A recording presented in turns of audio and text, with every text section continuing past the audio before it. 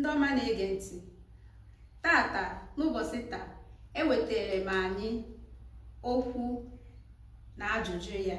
Achọrọ m ịjụ anyị ụfọdụ ihe n'oyibo ma zakwa ya n'Igbo. Ile anya n'ụgbọ ọcha edepụtacha na m ya, ngwa sonye m. Nke mbụ nwere ebe a bụ when.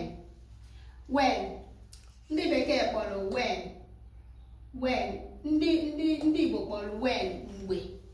When mgbe ọ maọbụ maọbụ. You bụ gị nwa gị n'asụsụ Igbo. You gị. We anyị. Them unu. What ọgịnị. How kedu.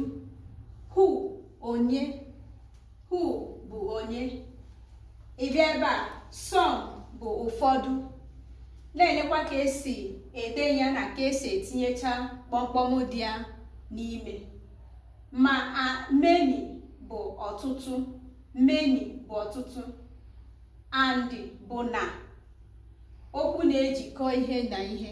Aka m ga-ewetala anyị ihe onyonyo gbasara ngwa nnọchiaha, enyemaka ngwa, which is called in English verb, consonants and all. Nke a bụ yes. Yes pụtara n'Igbo ee.